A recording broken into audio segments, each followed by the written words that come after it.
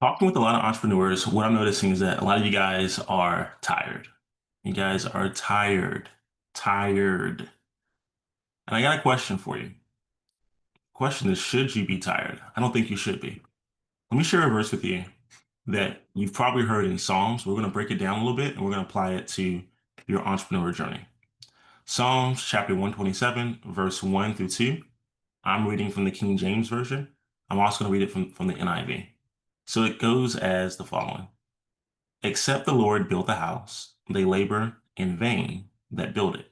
Except the Lord keep the city, the watchman waketh but in vain. It is vain for you to rise up early, to sit up late, to eat the bread of sorrows, for so he giveth his beloved sleep or rest. All right, that's the King James Version. Now, this is the NIV. It says, unless the Lord builds the house, the builders labor in vain. Unless the Lord Unless the Lord watches over the city, the guards stand watch in vain. In vain you rise early and stay up late, toiling for food to eat, for he grants sleep to those he loves. Now, what resonates for me in these two verses, right, verse 1 through 2, is that it speaks directly to the current culture that most entrepreneurs find themselves in, which is a hustle and bustle, or what we call now like a hustle culture, right? That's where you're grinding as hard as you can to quote unquote do all that you can. Or what I've seen many times on social media is people quote unquote grinding to get that bag, right? That's what they say. What the verse says is that if God is not in your plan, then all the effort, the toil, the extenuate exercise, it's all empty. It's vanity, meaningless, futile, pointless. So, in other words, to grind from sunrise to midnight, right? From sunrise to sundown, if it's not guided by God, if it's not grounded in God's guidance, it's pointless. It makes no sense. So, you can burn the candle on both ends and yet still be left with nothing. Because if we build without Him, it all creates burnout at the end. So here's something I have for you. When's the last time that you actually slowed down, you sat, you relaxed, maybe even closed your eyes, and you treated God as if God is the chairman of the board? So many of us say things like, God is our CEO.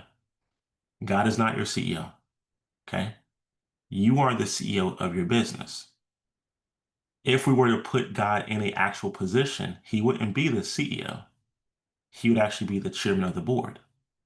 See, the CEO has to listen for whatever the board says. The CEO has to be directed by whatever the board tells the CEO to do. If God is the CEO, then what we're saying is that God can easily be replaced, which we all know is 100% not true, right? Now, I want us to really think about this real quick. You can spend your life building the house, right? Building the best business that you want, building your career, your reputation, and yet you can still have exhaustion in your soul. The peace that you would have, that shalom. See, shalom, nothing missing, nothing lacking. It's not just about physical things, but it's also an internal state. You can have your peace actually gone, vanished. Your joy could actually be leaking away. And it's because what you're doing, although it may appear to be fruitful, it's sucking you dry. It's burning you dry. It's becoming a burden on your heart.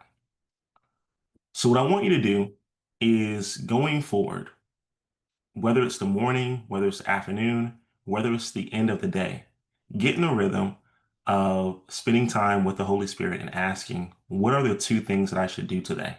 Or what is the one thing that you want me to do today? One one directive from the Holy Spirit can change the trajectory of your life. One meeting with the Holy Spirit can lead you to meet with the president or any president that you want. Okay. One meeting with the Holy Spirit can lead you to meet with a person of authority that's beneficial for your business. But if we're too much in the grind culture, we're not going to be able to listen when we're told to go left or to go right. And I'm saying this because this is also something that resonates with me so much because I have done this mistake of not listening and not slowing down many a times.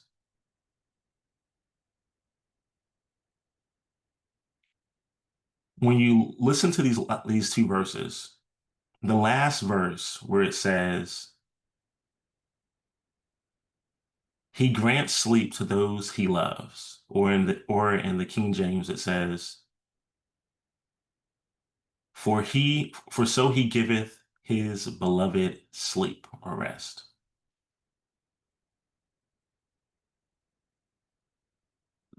That's a promise. That's ultimately a promise. You're receiving the rest because you're identifying as the beloved. The beloved does not believe that you have to toil all day and all night. When we take the identity of being beloved, when we know that we are the righteousness of God, what ends up happening is that everything else in life will acquiesce to that. When you change your identity, that you don't have to quote unquote work extremely hard to deserve something, but you're working as a form of expression of the awesomeness that you are. You want to express the gift in which God made you to be, then everything else will actually acquiesce to that and attract to that. It is vanity to work all day and stay up all night. What this means is if your work isn't blessed, it becomes busy work.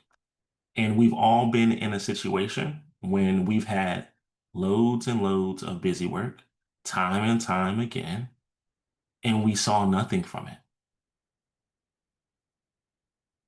You look at the end of you call yourself an entrepreneur, and at the end of the day, and you look and see what you've done, nothing substantial comes out of it. 12 hours, 10 hours, 8 hours, 4 hours have gone by, and you have nothing to show for it. Now, you were busy. If someone said, "Hey, what are you doing?" You say, "Oh, I'm busy. I'm working on my business." But there's no harvest, there's no yield.